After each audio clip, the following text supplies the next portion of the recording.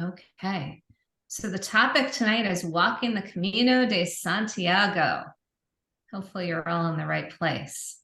Um, and I really, as I was just saying, this is one of my favorite things to talk about because adventure travel is such a huge part of my life with my husband. We do all kinds of adventure travel. He joined me for a little time on the Camino, did the Camino. We've hiked the Grand Canyon, Mount Washington. We've done Patagonia. We've done the Salcantay Pass in Peru. We summited Mount Kilimanjaro. I am not the only one on this call who has summited Mount Kilimanjaro. I know Leanne Marie Webster has as well. So this is just, it's a passion. It's absolutely a passion.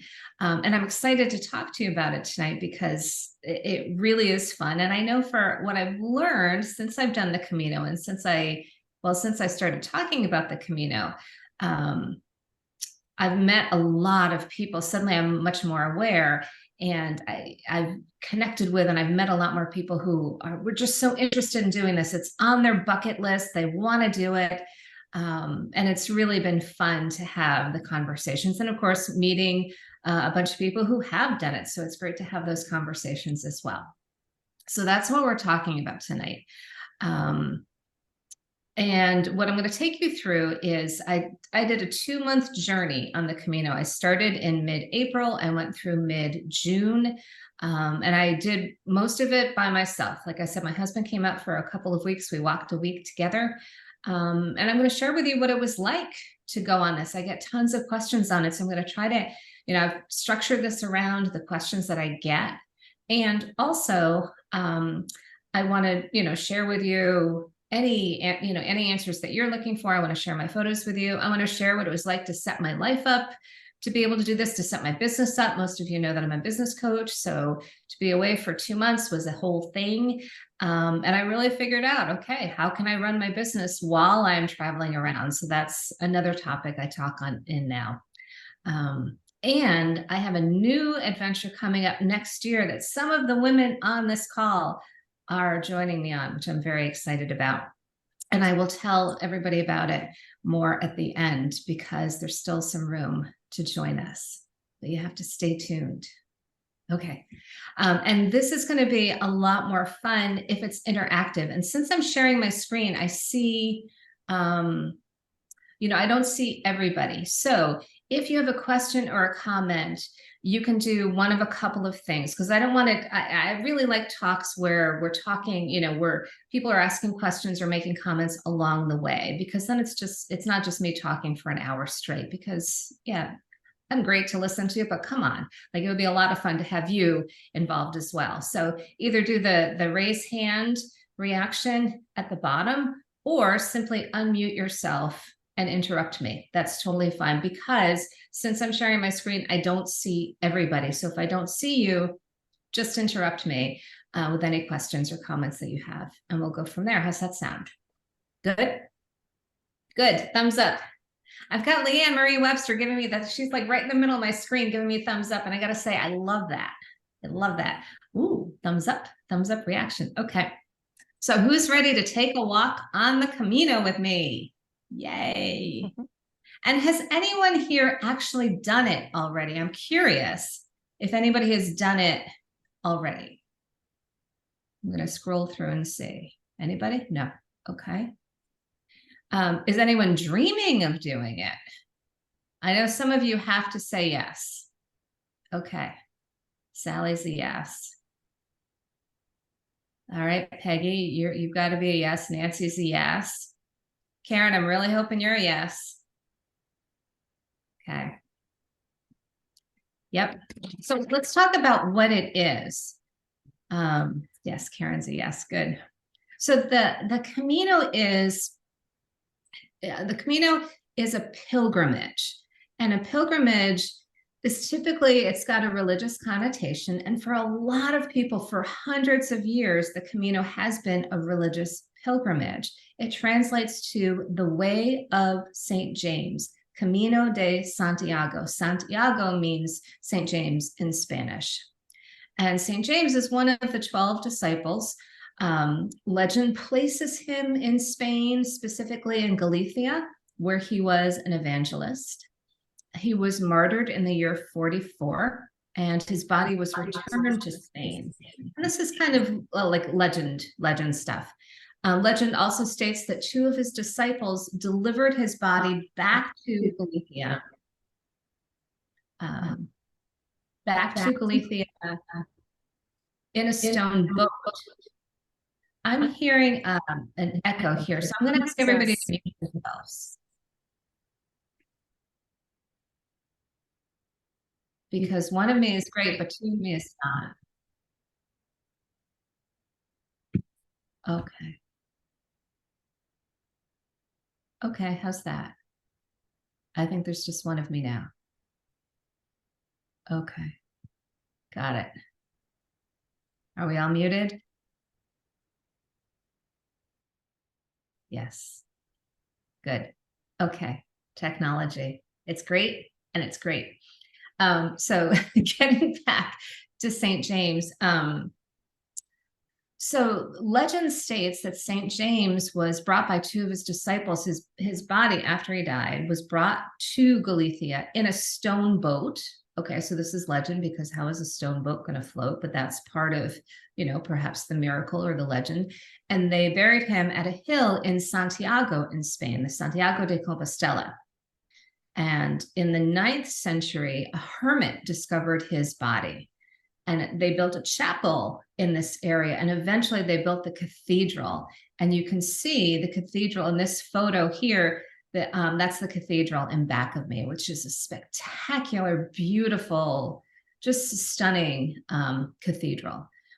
So it's been historically and traditionally a religious pilgrimage, and people from all over, most especially Europe, would walk very often just walk out of their houses and just make their way to Santiago de Compostela.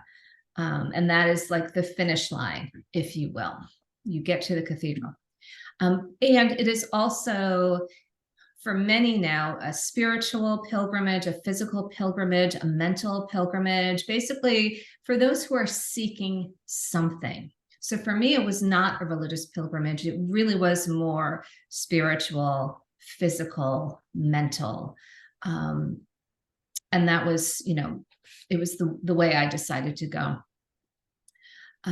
I get a lot of questions on how many people walk in each year, and the data is kind of all over the place because of the pandemic. So I took a look at the data for last year. So last year was a holy year. So typically a lot of people will go during a holy year and they make their way to Santiago. I guess it's a very special thing to do. And last year was also the first fully open year since the pandemic. So last year, over 400,000 people walked or bicycled the Camino. And those are the 2 typical ways of doing it. You're either walking or you're cycling. And I saw a lot of cyclists when I was on my way. This number is a complete underestimate. And I know this because it's only the number of people who check into the pilgrimage office in Santiago. So on the other side, here's the cathedral. This is the plaza. And I'm going to show you way more photos, but just to give you a sense, directly opposite the cathedral is the pilgrimage office. And that's a place where pilgrims can check in, they can get support, they can get help. And also they get recorded, so the office keeps track of how many people have made it. It's also where you can request your certificate. Your Compostela is a certificate that shows that you did it. So since it's only the people who have checked in there, that's how I know it's understated, because I've read anywhere between 30 to 40% of people who walk this don't check into the office. They're not going for their Compostela. They don't need the extra support. So bottom line is, a lot of people can walk this or cycle it. And it's all ages. I would typically see people, from their 20s to their 80s. And I also heard of people who brought their kids, who brought like young 12-year-olds or 13-year-olds with them as well. I didn't see that myself, but I heard some of the people I met along the way said that they had met some kids along the way. It's simply a long walk. So those who like to walk can walk. And there are lots and lots of routes to take. So I'm going to show you here. This is not an exhaustive list, but these are the main routes that people typically take.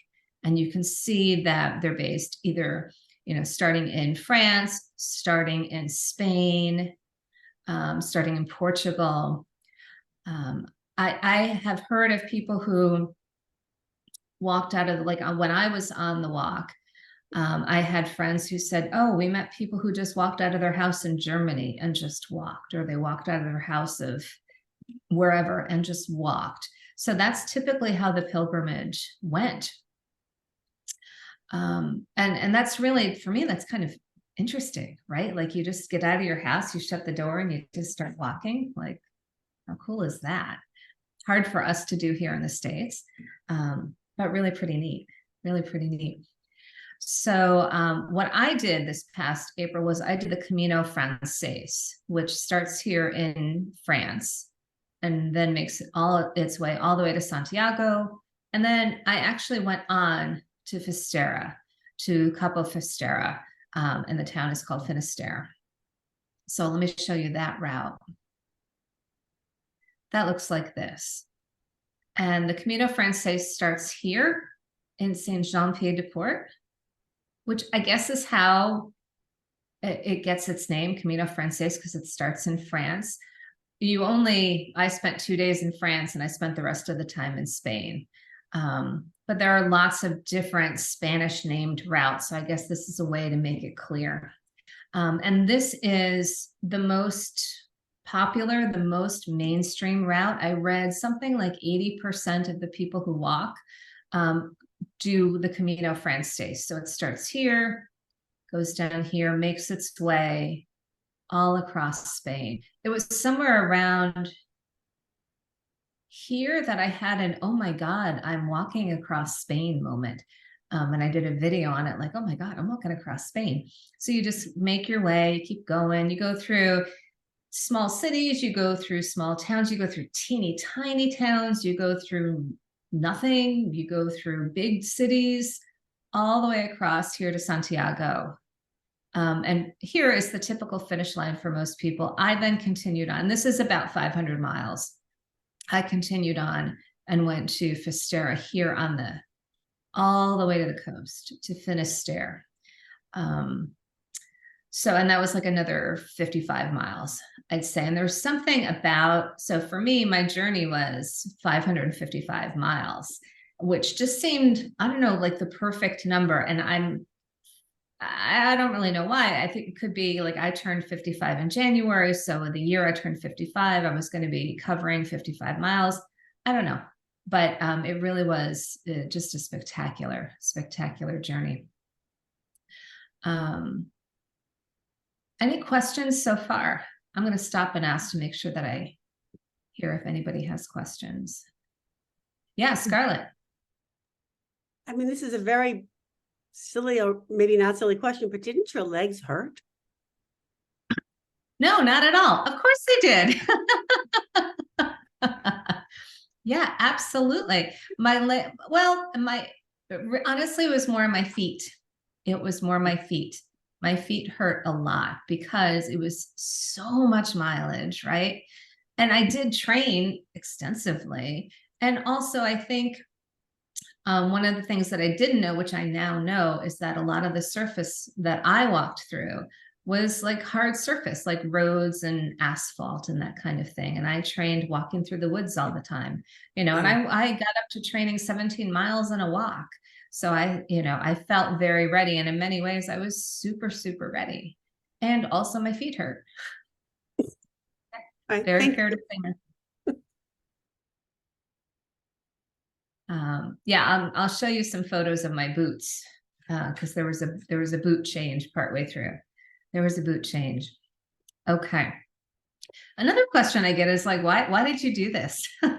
Which I think is a very fair and reasonable question. And the answer is I really wanted to do like something kind of big and scary by myself. Like my husband and I do a lot of adventure travel. I've always felt kind of adventurous, and I thought I want to do something that really, really pushes me. And I couldn't figure out what that was going to be. And I, kind of thought about it for a couple of years, and then the Camino, which I had heard of. And once I looked into it, I thought, oh yeah, it's that. I want to do that. And I chose it because I knew that there was going to be a lot of structure around me. So this route,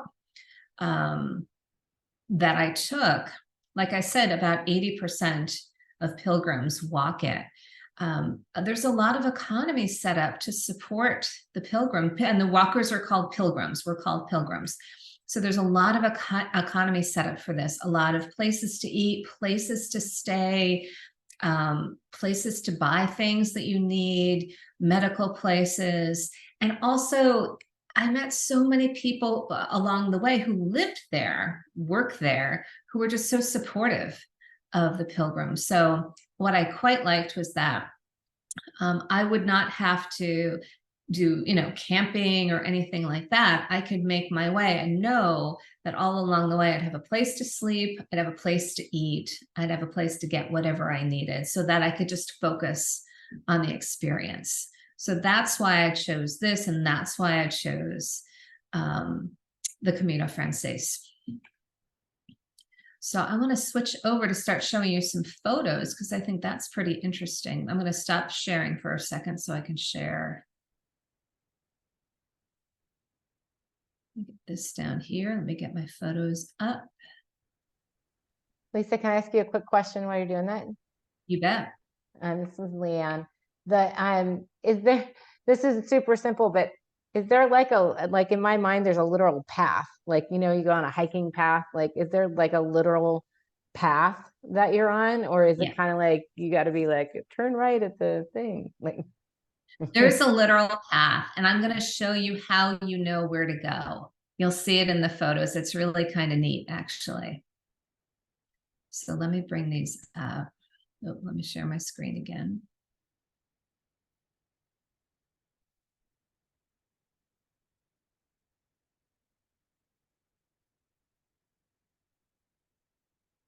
And this was, here, let me make this bigger. Can everybody see this photo of it's my feet? So, I mean, this is how I started. Let me, let me get the slideshow. Hang on, this is not the slideshow. Hang on one second. Oh, that's funny. Hang on one second. I don't see my slideshow. That's okay. Play slideshow. There we go.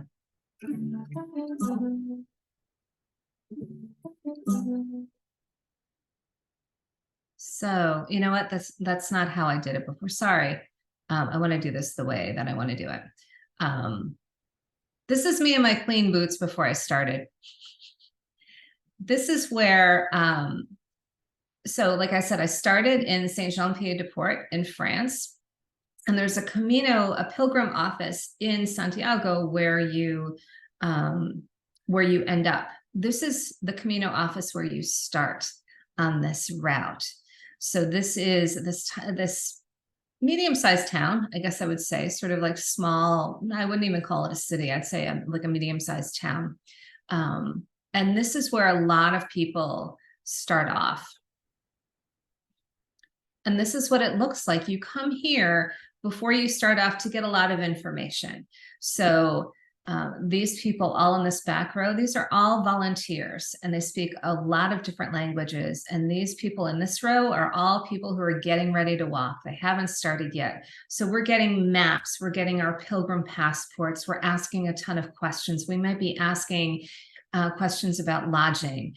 We're just, the mood in here is like kind of buzzing a little bit because nobody's started yet. So it's pretty exciting.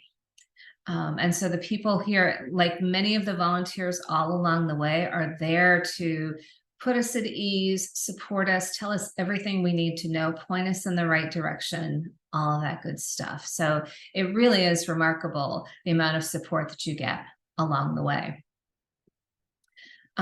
This is what the lineup can look like. There were a lot of people when I went. Like I said, the year before, there were about 400,000, at least 400,000 people, probably more like 600,000 people. But this is the lineup, and this is how in a lot of places you saw lots and lots of people. And I started at this small albergue. I'm going to talk about the different types of lodging that I did. So an albergue, sometimes they're like a small B&B, or they're like they could be like a large dormitory experience, and they could be anything in between. An albergue is specifically for the pilgrims. It's not open to the public. You're not going to, book it without being somebody who's walking on the way. And the way that they tell is we have these pilgrim passports. So you show that, and that's your ticket for entry, in addition to your reservation or your money or whatever it is.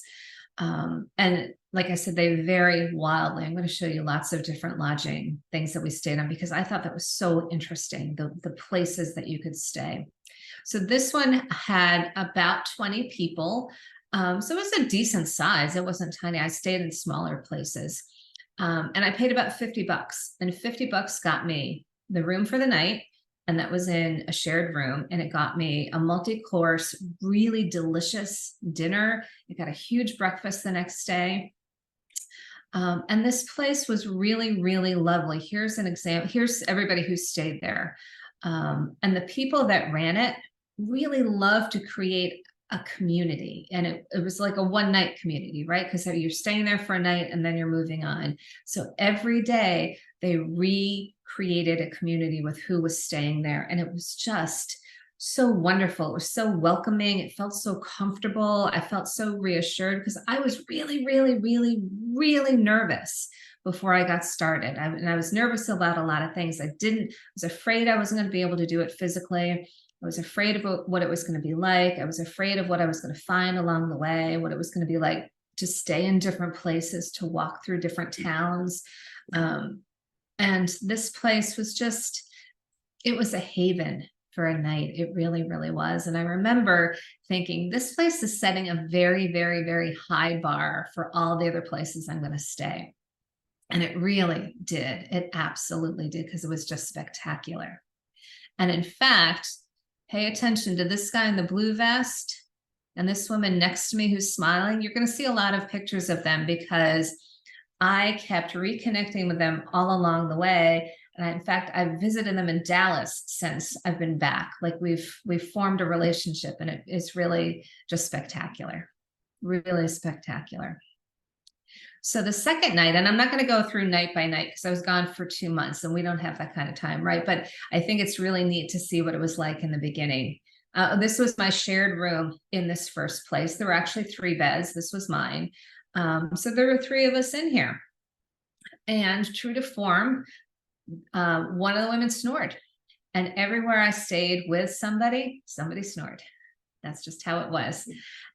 Here we are the next day getting ready to go.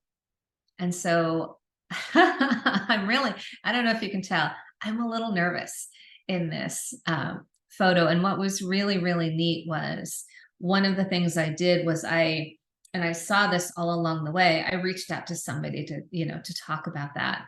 And I met this guy, Paul, who I believe is from California. And I'm not in touch with him anymore, but I stayed in touch with him along the way. And I walked up to him and I said, Paul, I have to tell you, I'm very nervous. And he said, okay, here's what I know. And he just gave me all these reasons why it was going to be fine, why I was going to be successful, why I didn't need to be nervous. And it was just it was my first real example of like how people show up for other people on the Camino. It was really, really neat. It made me so happy. So here I am, clean, dry. I'm not muddy. I'm not dirty. Like that's all going to change. It's all going to change, because the first couple of days were muddy, were rainy, snowy, cold, and spectacular. Absolutely beautiful. I was so happy on this first walking day, because I realized, oh my gosh, I'm going to be able to do this just fine. All the training I did really took care of me. And this first day was 5.5 miles uphill in the cold rain. And I did it like a champ. And so it relaxed me. It allowed me to go, okay, it's going to be fine. It's going to be hard work. It's still going to be a challenge, and I'm going to be able to do this. So I was so happy about that. This is what it looked like as the rain started to clear. Just absolutely beautiful. And this is where we stayed the second night. And the first place that I left in Saint-Jean-Pied-de-Port, and here in Orison, these were two places that were recommended by a client of mine who had done the Camino a year or two before, maybe 2 years before. And she said, you have to stay in these places. And these places could not be more different than each other. So this place, I looked at it online and I thought, this looks fantastic. It has this big patio here, which wasn't open because it was cold and raining the whole time. This was very different. It was about the same price, about $50, but it was a large place. It was like 50 people in there. You know, instead of having these wonderful, nourishing meals, breakfast was coffee, toast, and juice, you know, and it just kind of felt like a factory. This is the first room that I was put in. This was supposed to be my bed. And I was miserable. I was separated from my friends. I've been walking with my friends. And when we checked in, they all got moved to one building and I got moved to another with all these strangers. This room actually did not feel this brightly lit. This building was dark and dank, and it just made me so upset. And I wound up, when I met up with my friends in the common area, we were having a beer. I said, I've got a top bunk. I don't know anybody. Like, I don't like this place. And my friend Kirsten, who I showed you in that photo, said, oh, we have a bed in our room. Like, maybe you can come and join us. And I wound up in this room, in this bed that for some reason somebody didn't want. So I got to be in a bed that didn't need a ladder to get to it, and in a place that had heat and had people that I knew, and had, you know, it was, you know, better lit. It was cleaner. It was more modern. So this is a fairly typical albergue, Sally, great question. Talk about what I'm wearing. Let me go back a little bit so you can see. Here I'm wearing a lot of my clothes, which I didn't have to do every single day. Typically what I would wear is these hiking pants. You'll see other photos. A Wool-X, like a merino wool shirt, and my hiking shoes. Now, I didn't wear hiking boots. You really don't need hiking boots for this. There are some places where, you know, you're going uphill, it's kind of rocky, but for the most part, I was great with hiking shoes. Some people do trail runners. Some people do hiking sandals. I think that's not my style, but that works for some people. So for here, because it was so cold and rainy, I can tell I've got another layer on. I've got my raincoat on. I've got my hat. So I got a lot going on here. And this was not, I didn't have to wear this every single time. I did have my poles, which I was really happy to have. I don't typically walk with poles at home, or I didn't. I do now because I learned how to use them properly. They make a huge difference. They take about 30% of the weight off of your feet. They're great for your arms too. By the time I was done with this, I was like, whose arms are these? Like, these arms look amazing, because they were nice and toned. And then I've got my backpack, and I have more photos of my backpack, and I've got the rain cover on it. And then I had this. I was always very careful to have like a small nylon pack with my valuables, my money, my passport, my ID, you know, the things that I absolutely didn't want to lose. And it was always on my body.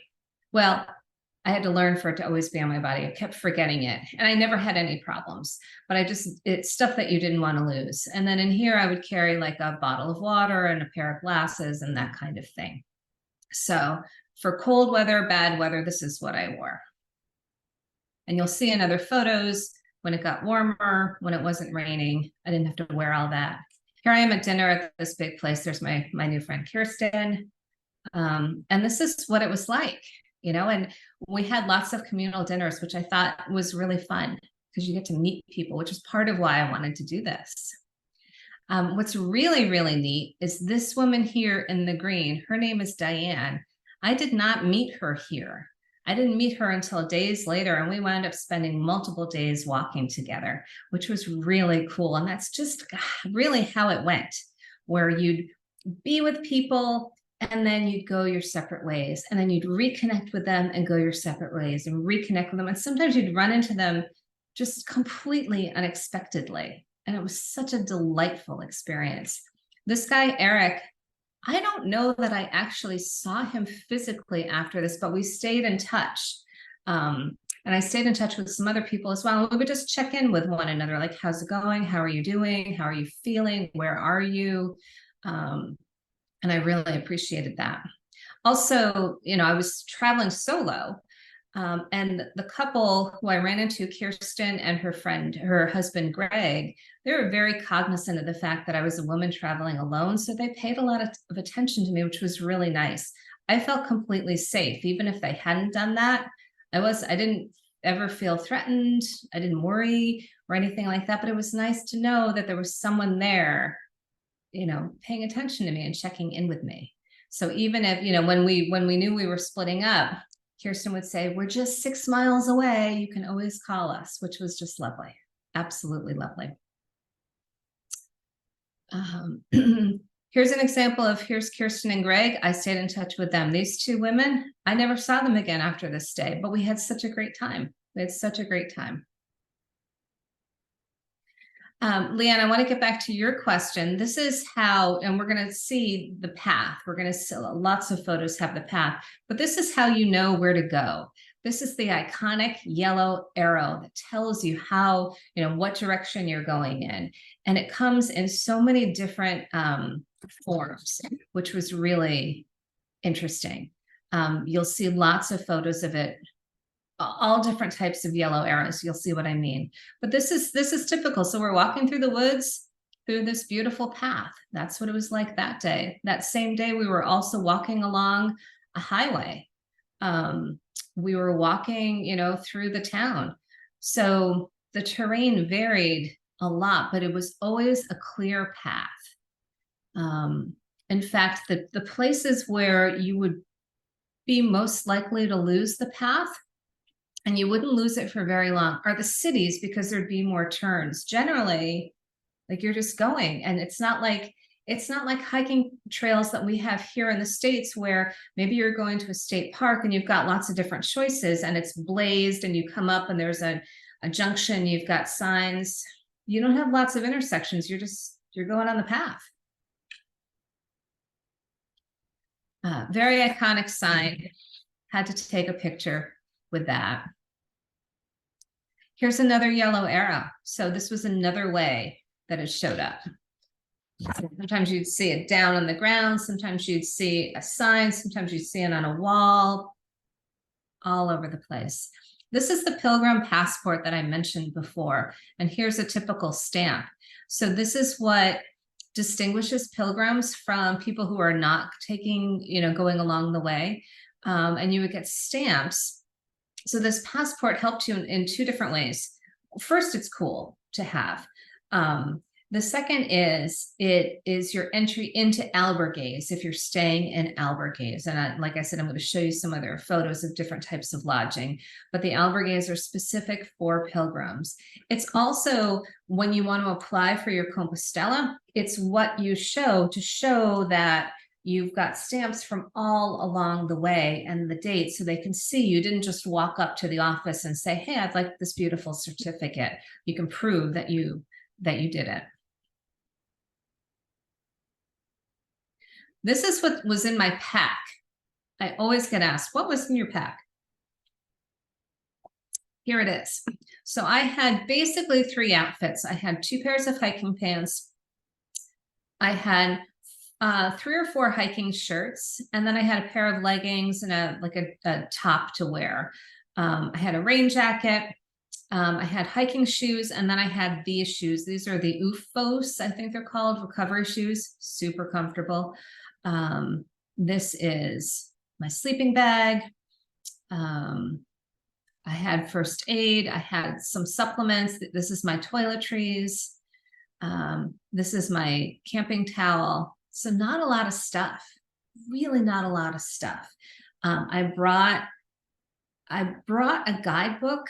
I like a guidebook as opposed, and I used an app as well, but I brought a guidebook, And what I would do along the way is, as I went through the pages, I would rip them out and throw them away, which I know is blasphemy for people who really, honor books, but that's what I needed to do. So I didn't carry as much weight. And this was what was in my pack.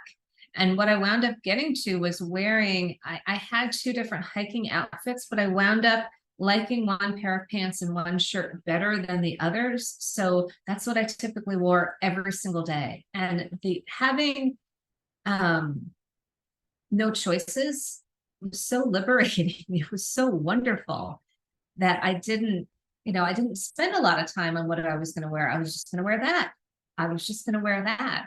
And I enjoyed that so much.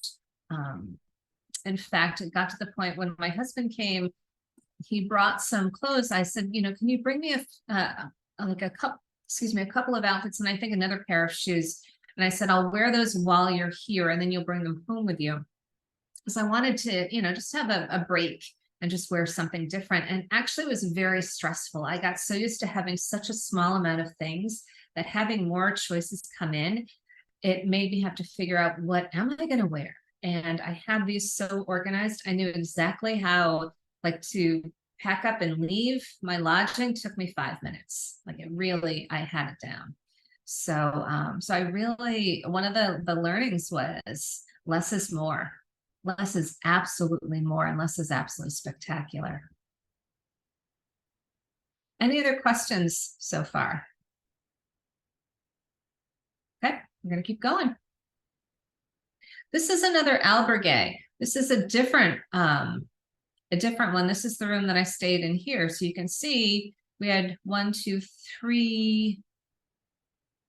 I guess that was it. Yeah, I guess it was 3 sets of bunk beds. Bunk beds are a very typical thing in the albergues because they're trying to get a lot of people in there.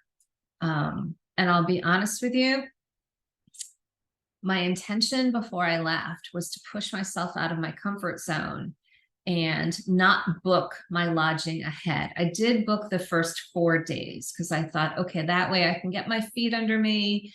And then what I intended to do was walk until I got to a place that looked good, and then I was going to stop and get a room. And I didn't do that for a bunch of reasons. The first one is it became clear that I was not sleeping well at all in rooms with lots and lots of people. This was 5 other people, but I stayed in rooms with 10 other people. I could have stayed in rooms with some of the albergues have, they're just massive. There's one albergue that houses 300 people. There's another albergue that houses like 800 or 900 people. I had no chance of sleeping in those places. It just wasn't going to happen. And I also, because it was so busy, it was starting to turn into a bed race where you just move as fast as you can to get to the next place so that you can get a bed. And what I really didn't want to do was miss the whole journey and just try to get from one place to another, to another, to another. And then if I had done that, by the time I had done that, I'd be like, what happened? I didn't have the experience. So for that reason, I took several days, and it took me several hours over several days to book my lodging ahead. It was very complicated because I had to figure out, okay, how far do I think I'm going to go? Okay, I think I'm going to get to this town. Does this town have any private rooms? Okay, this town doesn't have any private rooms. Okay, where else can I go? So it wasn't, each one took lots and lots of time, but then I eventually just booked it all ahead. And what I really liked, let's see where these photos are. I really liked the hostels, which were not hotels, but they weren't albergues either. I could get a small private room, clean, simple, private bathroom, just perfect. And I could connect with the people who were there too. And that wound up being, really nice for me, just really, really nice. So this was another albergue that I stayed in. This was a much larger place. Albergues are set up beautifully to do your own laundry and hang your own laundry out. They are expecting you to do that. This was a B&B I stayed in. This was like staying in somebody's grandparents' house. In fact, these people were literal grandparents, and it was really kind of neat to stay at their place. I quite enjoyed that. This is what the room looked like. And all the room photos, I'll tell you, I never remember to take a picture before I messed up the bed. So just every photo, the bed's not going to be made. That's just how it is. This was a fancy place I stayed in. So Spain has a type of hotel called a parador, which is owned by the state. And they were typically hospitals or churches or something, convents. So they had one purpose at one time, and then the state took it over and bought it and turned it into a beautiful, luxurious hotel. And I always, I've been to Spain a couple times now, and I always wanted to stay in a parador. And on this trip, I got to stay in 2 paradors, which was really cool. This one happened to be in Santiago. Obviously, chronologically, it doesn't make sense for the slideshow, but I wanted to show that. This was spectacular. This is a 500-year-old place that they turned into a hotel. Absolutely beautiful. Absolutely massive. Absolutely massive. Here's my room in that place. I mean, I didn't need all this. I reveled in the luxury. I reveled in the luxury. Yeah, just absolutely gorgeous. This was another parador I stayed in Santo Domingo de la Calzada. And this was one of the things I did was I worked along the way. So I'm a business coach. I typically work most days. And what I wound up doing for the 8 weeks I was away was I set myself up so that I only worked 1 day a week. I worked every Wednesday. And I did a lot ahead of time to make sure my clients were supported, to make sure that my business was supported. I have an assistant who helped me with that. Leanne, who's on the call, stepped in and ran one of my group calls for me, which was super cool. So I had a lot of help to be able to do that. And I really leaned in my systems. I really leaned into my processes. I really leveraged the heck out of those. And it taught me that I don't have to work long days and lots of hours. There really is a way to work smarter. That's a whole other talk I give to business owners, like how you can set yourself up so you can work less and play more. Because this was a lot of playing.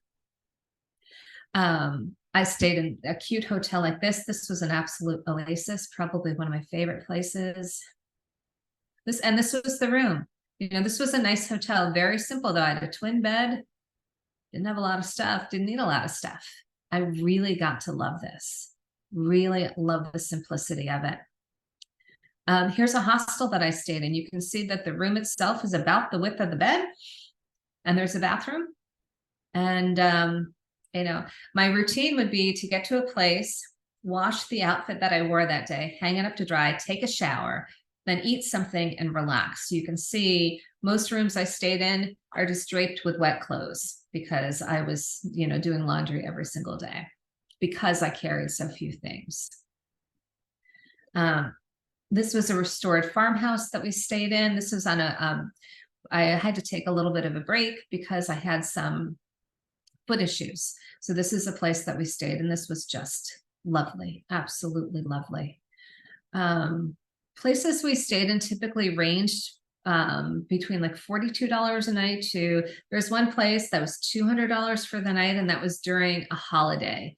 It was during a festival. So I actually stayed there 2 nights. The first night was $200. The second night was $80 for the exact same room. So they know how to make money there. But typically it ranged, because I wound up doing private rooms, typically in hostels. So not hotels, not fancy places, but in hostels, it was typically $60 to $80 a night, often with breakfast, often with dinner, and with a private bathroom. The lodging is all over the place. You can stay in much larger places. Here's another, this looks like a bar and a restaurant because it is. And then there are rooms at the top, and I stayed above this bar restaurant, you know, so that was pretty typical too. This was one of my favorite places I stayed in because of the guy who ran it. Like, he spoke no English. I didn't speak enough Spanish to have a full Spanish conversation with him. And we had just such a great time communicating. Like, at one point he thought he had lost my pack. He got very panicky about it. He was talking at the top of his lungs about how he lost my pack, and I was like, Carlos, we're good. Let me tell you, I just saw it. And it was hilarious because I would say something to him in English and he would just yammer back to me in Spanish. I'm like, no, no, no, no, no, no, as if I totally understood because I felt like I did, you know? And so we went back and forth and we completely understood each other in two different languages. And it was a lot of fun. It was a lot of fun. This might be my least favorite place, not because of the size of the room or anything like that. This size of this room is beautiful. You know, all I need is a bed, a bathroom, a place to put my stuff, a chair to sit down. All my needs are met there. Absolutely. Some heat, which was nice because it was getting a little cold then. But this place was in dairy country and it smelled like dairy country. And it really was not the most pleasant place to be. I did not stay here, but this is another example. This is a donativo albergue. So a donativo is a place where it doesn't have a set price, but you pay what you think you want to pay. And that doesn't mean that it's free because it's not, but a lot of people might kind of cheap out and just, you know, maybe give them €5 or something. I mean, for something like this, the bathroom's not even in this room. The bathroom's in another building. So maybe this is like a €10 a night place. No food, nothing like that in this particular place. And then I think we're getting down to it. This was the place, this is the compound that houses like 900 people. So this is an albergue as well. And this really, I didn't stay here. This is right before Santiago, right before you get into the city proper. I did not stay here. And a lot of people do, obviously, because it's big enough to hold that. Here's another example of a shared room. Again, hostels for me, I just loved. I really loved. They would have a common area. Typically, you can buy snacks. This, I think, was my lunch that day. So often a beer, a cider, lots of ham products, lots of potato products. And then, you know, just trying to figure out my next day. This is me. This is at that same hostel. So I was there by myself. And I was feeling really lonely. And I thought, I'm going to go down to communal dinner. I go down to communal dinner. It's me and 13 people from South Korea and nobody else. That we were the only ones staying there. And I sat down and I thought, well, here we go. I don't speak any Korean. Only this woman in red spoke English. And it was one of the highlights of my trip because we just all connected. We had such a great time. So even though there was this huge language barrier, like the guy next to me put his phone down with Google Translate and he said, you know, whatever we want to say to each other, we can do it here. And then the guy on the other side, they traveled with Korean hot sauce that they brought from Korea. So we went through this bottle in this one night. They must have had 10 or 12 or 14 bottles of hot sauce. They must have all shared carrying it. So the guy on my right made sure I always had like my own hot sauce, which was great and it was delicious. It was really, really good. So, yeah, it was a lot of different lodging options. Like I said, my favorite were hostels. I really did like the splurge of a hotel here and there. And for me, it was a splurge for this 2-month thing where I'm backpacking. That was a splurge. Any other questions on any of that before we move on? I'm probably going to talk about food now because food was a big thing.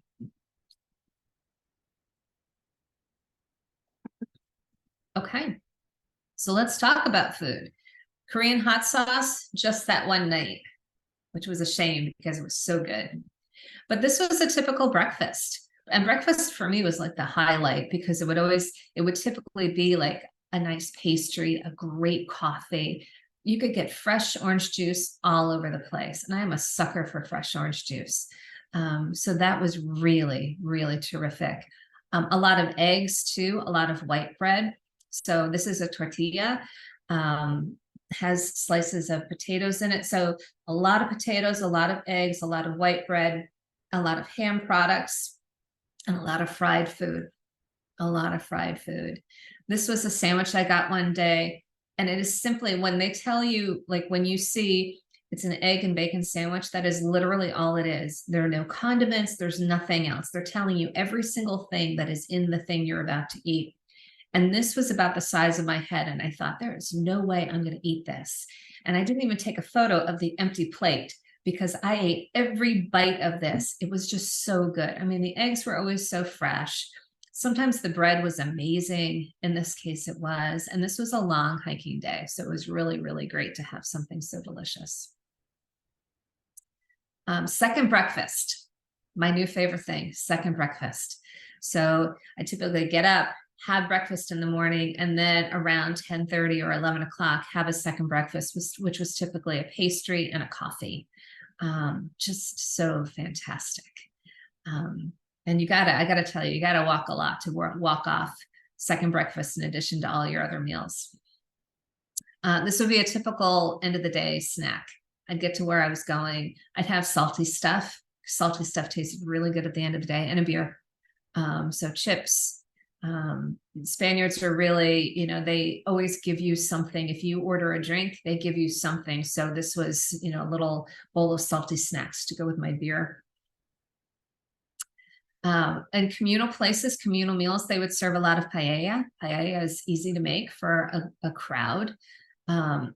So this was one of the larger ones that I saw. It's kind of neat. This was the menu del dia. So lots of places would have a menu del dia. It's a set price, sometimes 10 euro, 12 euro. I forget what I paid here, but I had an enormous meal. In fact, I don't think I ate dinner that night. This was my lunch. They put down, they give you a bottle of water. They give you a bottle of wine per person. They give you bread. And then this was like a custardy thing. And then there was another cooked dish and then dessert, and you can have coffee, an enormous meal, and they'll put down, they just give you an open bottle of wine and you drink what you drink. And then they take back whatever you don't drink. And then they put on the next table for the next person. Really economical, typically delicious. So you can get a lot of food in one meal. So that was a lot of fun. I quite enjoyed that. Anybody hungry? Is anybody hungry? Yes. Yes. Octopus. So once you get to Galicia, which is closer to the coast, octopus is a thing. And this was a really delicious dish. You don't have to eat octopus, but if you're going to be in Spain, I suggest you try it. Like I said, Spaniards, they give you, like a lot of places in Italy, when you order a drink, they give you something to eat with it. This is a sports drink that I had, sort of like their Gatorade, except it tastes good. And they gave us little cooked eggs on bread. This was another day we were waiting for the place to open for lunch. So it's like probably 11:55. So we each ordered a glass of wine.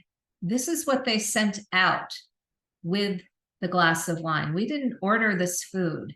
This was our kitchen isn't open yet to make you lunch. Have this in the meantime.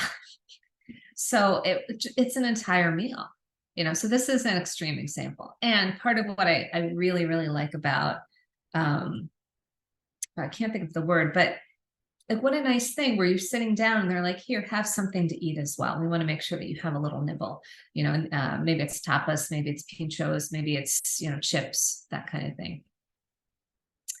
A little more wine, some more arrows. So this would be very typical along the way, a stone marker this is a symbol of the Camino. It's like a graphic representation of a scallop shell, which is connected. It's an image that's connected to the Camino, and the yellow arrow. So it was hard to go wrong. You just followed the arrows. Here's another arrow here. So sometimes they'd be down here. Sometimes we played like find the arrow, like where could the arrow be? And you can see these are different terrains. So here, well, it's not a great photo, but here I'm walking through a city. I'm in Puente La Reina. So I'm walking through a small city here. And, sometimes you're going over old rivers, or you're walking along. This is, just a typical kind of gravelly path. I really learned to expect anything in terms of terrain. And then it became such a game to follow the arrows. It really did. This is a 2,000-year-old Roman road, which was really, really neat. I think the next photo, yeah, here's a bridge that they built and steps. That was really meaningful to walk on that. I mean, it's a tough surface to walk on, and also it's just a short distance. So that was really, it was kind of neat to imagine, wow, so many years ago, you know, thousands of years ago, somebody is taking us, is walking along this as well. Sometimes we went over the highway. You know, we went on an overpass. Sometimes we went into, this is Pamplona. So going into this old gate in Pamplona. And this is what I typically wore. So this shirt, these pants, those shoes, that hat. That's what I wore all the time. More arrows. Sometimes, you know, they're very homemade looking. Sometimes they tell you how far you have to go. And just a lot of the terrain was simply gorgeous. Sometimes it was going through a very small, sleepy little town that didn't look like anything was open, and often things weren't. Sometimes I was going through vineyards, which was spectacular. Yeah, this was a lot of fun. So I told you one of the learnings I had was really simple is best. Less is more. I also learned a lot about trust. So one of the things that I struggled with was I couldn't always find the fresh vegetables I wanted along the way because I didn't really know where I was stopping to eat. So one day I woke up and I had been dreaming about eating red peppers, like fresh red bell peppers. That's how much I wanted, like an actual fresh vegetable, which just hadn't happened for the previous few days. And I was going to stick around in the town that I was in and delay my start by about 2 hours. So I go to the supermarket, buy some produce, because I didn't know the town that I was going to. I didn't even think that they had a market. And I thought, there's just not going to be anything along the way. And what actually happened was I decided to just leave when I thought I was going to leave and just trust that I'd find something. And I found a food truck in the middle. There's no road here. We're just in the middle of this field. And this is what they sold: fresh vegetables, freshly made hummus, fresh squeezed juice, fresh fruit, run by a Canadian and an American. And so like I would have been happy to go get a carrot at the supermarket. And here I had all the stuff and more. Like I think I had other stuff that I bought too that I shoved into my pack. So it's just a beautiful example of like, you can trust. And one of the things they say is the Camino provides. The Camino provides. So this was a beautiful example of like, just trust and you're going to get what you want. Another example of just how gorgeous it was, in a typical stone marker with the arrow.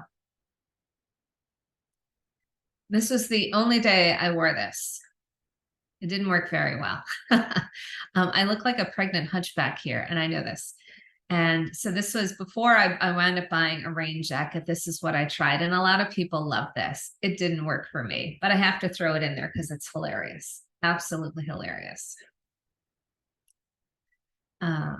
Yeah, sometimes we're just walking along a road and there'd be beautiful graffiti along the way too. And buen camino is what you say. Buen camino is a way of saying hello. It's a way of saying goodbye. It's a way of saying, have a good walk. You know, have a good trip, safe travels. It means a lot of things. So buen camino is what you say to one another, but also what I would hear people say as I would walk through a town. You'd walk past people who live there and they'd say buen camino. They'd call it out to you, which was just really lovely. Really, really lovely. Other typical, you know, we would go through beautiful forests. We go through eucalyptus forests, which smell amazing. Especially at the end. Going through eucalyptus forests were fantastic. Lots of vineyards. I mean, sky for days. You can see the mountains there too. This was such a nice welcome. This was in Nájera. So this actually says, Pilgrim, when you're in Nájera, you are a Najarino. Like you are one of us. And it was just so typical of how welcomed we felt and how happy local people are to see you. It was so special, so special. This was another way. I didn't use this as a guide, but you would see this along the way. These little scallop shells. To me, it wasn't enough. I would always look for the arrow too, because I think that seems pretty decorative and maybe a little random, and let's find the arrow. Another typical little town, Nahara, kind of built into this cliff. I mean, just, and different arrows. It became really a game. Like, what's it going to look like? What's it going to look like? This had a lot going on. They did not want you to get lost in this particular one. Where's this? A Zofra. Okay. You'd see this too sometimes, and this was really great because it was really kind of warm some of the days that I was going. People would set up a table with water and snacks. And it would be, you know, you could leave a donation, but you didn't have to. It was there to support the people walking. So it's just another way to feel supported by the locals. There I am in the clothes that I wore. I still wear these clothes too. I love this outfit. You'd think I would have gotten rid of it, but no, I didn't. Just spectacular, absolutely spectacular. Sometimes it's very obvious which way you're going to go, you know, like follow the yellow brick road. Sometimes it was very, very obvious. This is Burgos. This was a cute little city, definitely a cute city. This would also be something that you'd find. This is an albergue, but the lodging is not in this photo. This is, you could go in here and get fresh juice or get a snack, or they would make you something to eat. So it'd be a nice place to stop. So there'd be like rest areas along the way like this. And you know, you could chat with the people there. Maybe you'd meet some other pilgrims and chat with them. And it would be a nice way to take a break, use the bathroom, that kind of thing. There'd be, you know, very often things that people left behind, artwork. So really kind of funky, really kind of cool. This was neat. So I was sitting by myself at this place and these people invited me over. So I had dinner with them. I didn't see these four ever again. I kept running into this woman, Amanda, over and over and over again. So just another example of how, like, you connect, you separate, you connect, you separate, and how people just really want to support one another. So they saw me sitting by myself and they were like, you shouldn't be sitting by yourself. Come sit with us. And it was so much fun. It was so much fun. So I always said yes. I always said yes because I met the neatest people. Met these British women. There's Amanda again. This is way on down the line. My friends, Greg and Kirsten. This is Jude. I kept running into her. Again, connect, separate, connect, separate. I met her all along the way. Here we are celebrating our vegetables.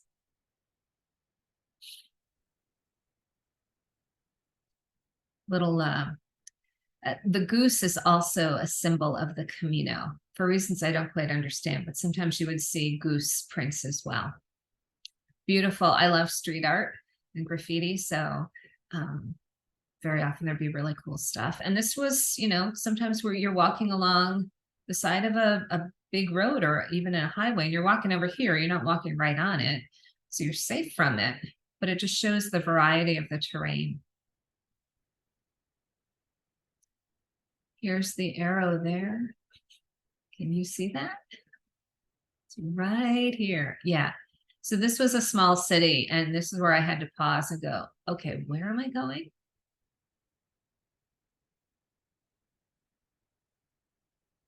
And I'm going to flip through some of these kind of quickly. If you want me to pause, I'm happy to do that. This one was pretty obvious, right? Very typical terrain that we're walking on. This was another albergue that I stayed in. This was really, really busy and really noisy. It wasn't my favorite place to stay. Some ruins of a convent. Oh, this was the ruins of the convent of St. Anthony. And make a long story very short, I had a dear friend, Anthony, who we used to travel with all the time. And he was always Tony from New York, wherever we traveled, whether we were in Italy or Russia or wherever we were, he was Tony from New York. So I'm in the ruins of St. Anthony, and this is the tray that they're using to serve us coffee, and it's the New York City subway system. And I thought, oh my gosh, it's Tony from New York. It's Tony from New York. Okay.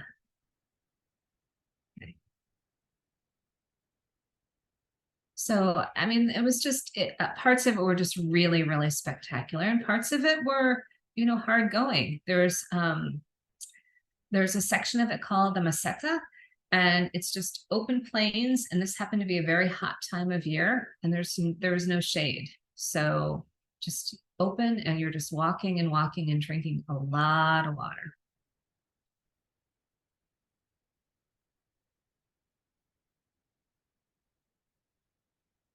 Sometimes there'd just be beautiful statues, sleepy little towns. Okay, so this you could have missed if the guy had backed up just a little bit. Be like, where am I going? I don't know where I'm going. This was neat. This was bathtubs were really unusual. And on this particular day, I was very, very sore, and I decided that I wanted a bathtub in my room. And when I got to the room, this was the bathtub. And I thought, the universe is just showing off right now. It's just really showing off. This was so exciting that I got to have this big tub. So I just threw a bunch of ice in here. I got a big bottle of water, and I was in heaven. Another example of, we're walking along the highway in this particular stretch. This is coming into Leon. Can you see this guy here? This guy's just leaning out his window saying hello to everybody and wishing everyone a buen camino. And it was so delightful, just so delightful.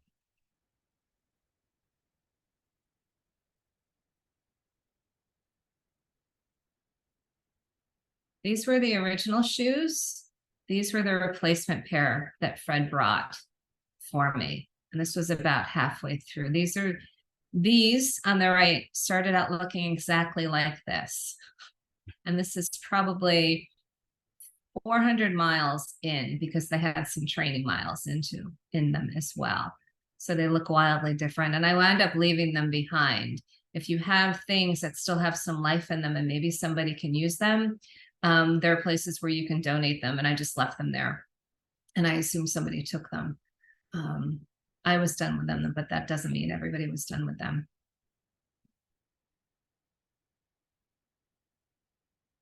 It's another place that we stayed, a medieval bridge and a very modern place. That was not unusual. Not unusual.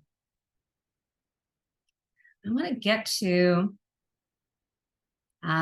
to this. This was another rest area that was big, and it was kind of rainy. So he didn't have his hammock set up and all of his like big pillows and cushions, but this guy created this oasis, just an absolute oasis of all this food. And it was all donation. Like if you wanted to give him money, great. If you didn't want to give him money, great.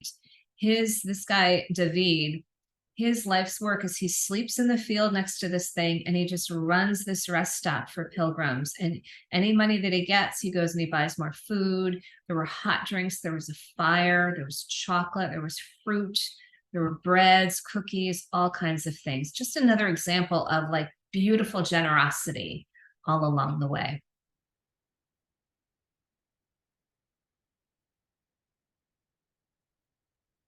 Beautiful woods,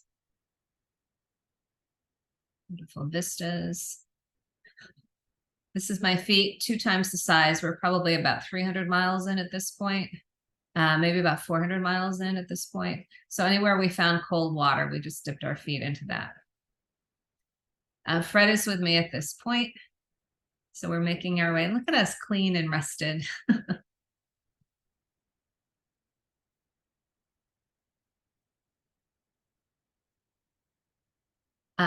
Other examples of arrows, Buen Camino. And sometimes you're walking into cities. Sometimes you're walking into like tiny little towns that have houses that look like they're ruined, but people live there.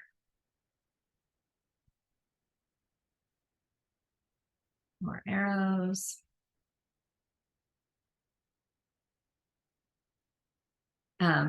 This was me resting my poor feet after the 400 miles I had walked so far. So I learned how to go to a bar and get some ice, and I always travel with plastic bags, and this is what I wound up having to do. This was a lovely place where we did, in some places there were splurge meals, and this was a splurge meal.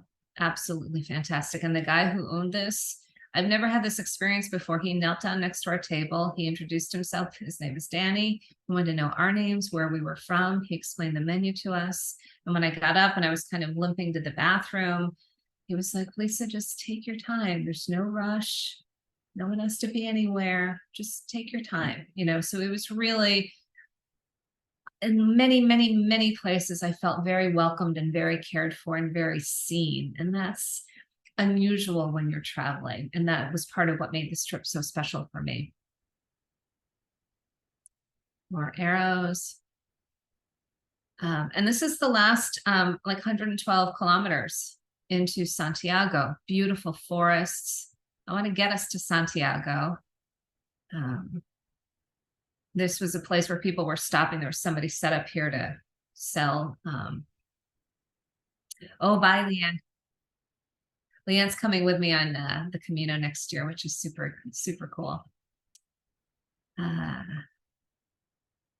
Let's get us to Santiago. I'm being mindful of time here because I can talk about this all day. But let's get us to Santiago because I do want to show you that.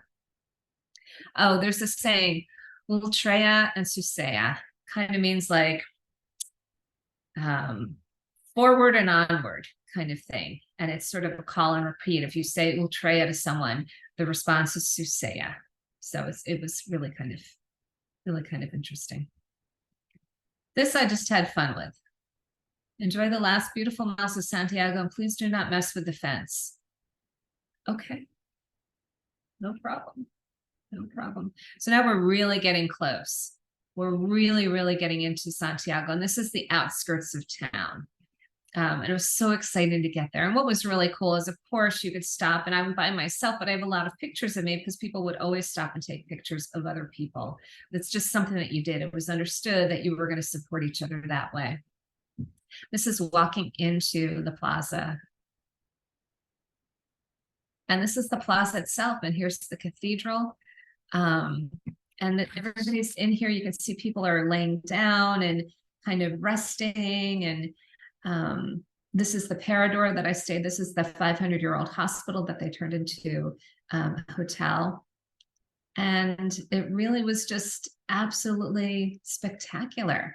And there's a whole party vibe here. There are people in small groups or people like me who are by themselves. So this was really, really neat. This is, for a lot of people, this is the finish line. This is where you stop and then you go on home from here. And I wound up having someone take my photo and lots of photos. And I really, you have to pause and celebrate. I think here's my backpack. My backpack got to pause and celebrate. And it really is such a beautiful, beautiful, beautiful place. Here's what it looks like inside. Absolutely spectacular. The tomb of St. James is in here below this floor. In fact, it's right here. So this is where people make the pilgrimage to the tomb of St. James. There's the Buddha Fumero, which is the incense burner that swings during the Mass, which is spectacular. And then I kept going. So a lot of people stop in Santiago and then they go home from there. I kept going another 55 miles to the coast, as I told you. And I'll go through this really quickly. I wanted to walk all the way to the coast, to the end of the earth, Finisterre. And that had a lot of symbolism for me that I don't quite understand, but I was really compelled to do that. So I continued to make my way. And I'll show you where I wound up. I stopped sharing for a second here because I want to take us to just the end where it's really, really beautiful.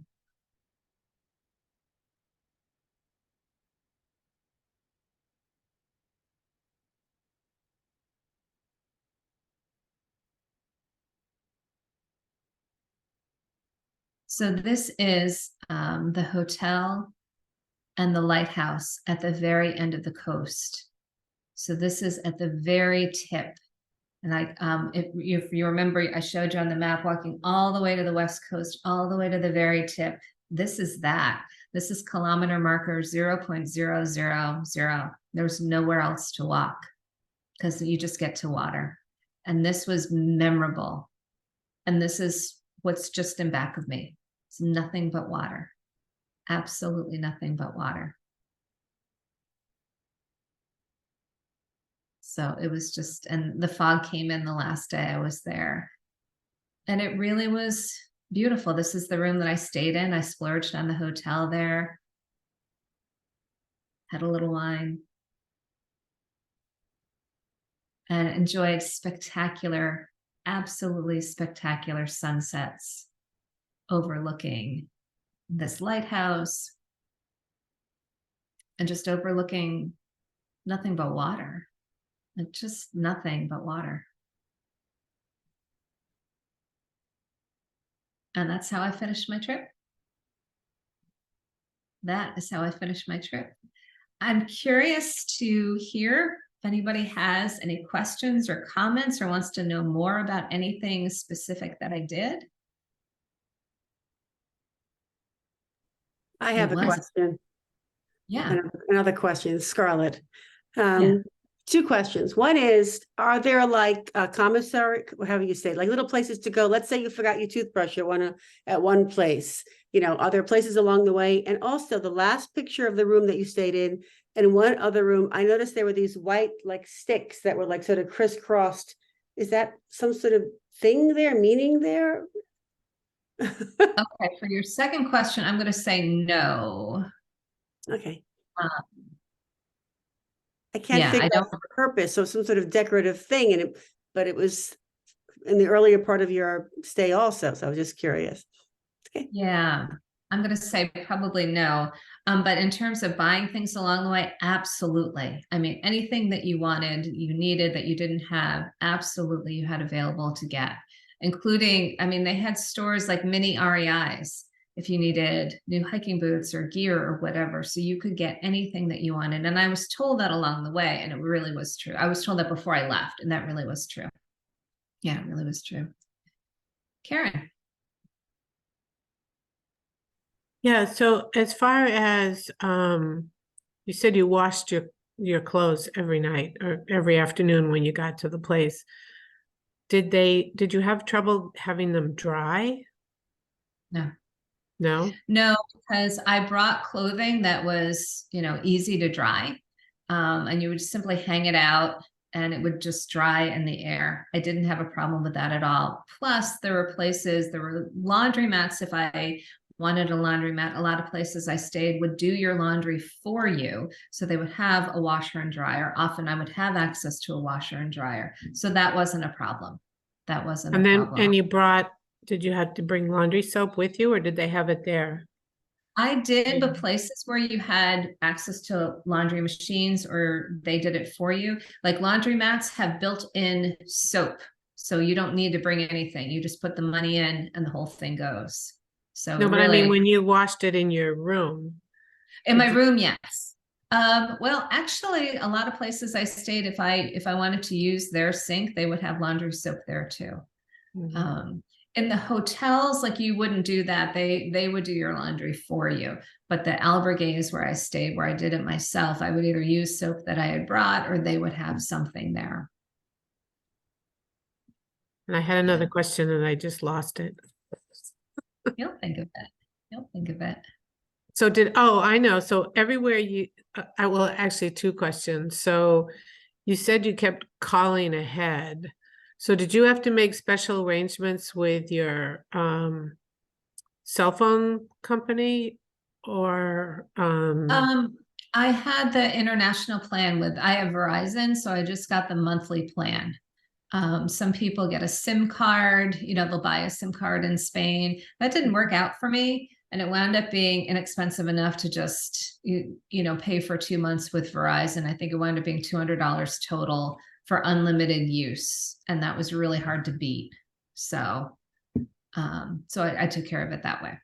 And as far as money, did every place accept credit cards or did you have to pay in euros? Yes and no. So a lot of places took credit cards, really small places didn't, which I kind of expected. So, but a lot of places did take credit cards. There were ATMs all along the way. So it was possible. So I didn't travel with a lot of cash. Oh, okay. So I didn't have to worry about it. Sally, I can see a dog nose. I just saw a dog nose really quick. Okay. All right. Well, I'm sure there are more questions, but I wanted to mention, because I said it in the beginning, I have a new adventure coming up. Some of these women on the call are joining me for it. And I wanted to share it with the rest of you because this was such a transformative experience for me that before I left, I decided I'm going to go back in 2024 and I'm bringing a group of women with me. And I actually connected with a guy who went to UConn as I did, who had such a transformative experience himself that he now runs a tour agency based in Spain that focuses on taking people on the Camino. So together we've created this entire Camino experience, which has a whole group building, bonding, preparation, getting your life ready, getting your business ready, getting your work ready, getting your body ready. And it all culminates on then walking on the Camino for 11 days. And all of the travel logistics are all handled by Alex, my travel partner. So all of the struggle that I had along the way, Alex is taking care of it, all the lodging, all the food, all the ground transportation, support vehicle, carrying your pack for you, all that good stuff. So we've created this whole thing and I'm super excited about it. So I wanted to share it with you. There might be some people here who are interested in it. Bob, Dad, I'm so sorry. It's just for women. But I'll show you pictures from this next one too. So I'm going to do a couple of things here. One, I'm going to put the link so you can learn more about it if you want. I'll put the link into the chat. I'm really excited with what we've come up with because it's going to be a transformative experience with the challenge, but not with the struggle. So we're going to have a nice, rich experience. I'll show you this as well. You can also, if you wanted, just snap a pic of this QR code. Like I said, this whole experience is going to culminate in walking on the Camino next September, the end of September into the beginning of October. We're going to wind up walking together for the last 112 kilometers of the Camino. We're going to walk into the plaza of Santiago de Compostela together. And I can't wait. And my promise is that you're going to be super, super ready for this. I'm going to take everything I learned about how to get myself ready, get my business ready. I was gone for 2 months, so I still ran my business. Get your life ready, enroll the people around you in your vision. All of that is going to happen. So I encourage you to take a look at it if you're interested. And then if you want, we can have a conversation about it. I'd love to talk to you about it some more. The enrollment period goes until December 22nd. And I think we have 6 spots left. And we're a small group. We're only going to be 13 people. So some of them in here are joining me, which is fun. Karen is, Peggy is, Nancy is, Leanne, who popped off, is, and I can't wait. We're all seekers of one way or another, or one thing or another. Some of us are spiritual seekers. Some of us are physical seekers. Some of us are religious seekers, and some of us are everything. So we're going to get what we're seeking on the Camino. That's been my experience. So I'm thrilled to bring other women with me. So there you go. Any other questions or comments? Like, I know it's 8:33. I want to be respectful of time. And also I'm happy to stick around and talk about this for the rest of the night if nobody has anything else going on. Thank you, Lisa. You're welcome. Thanks for showing up.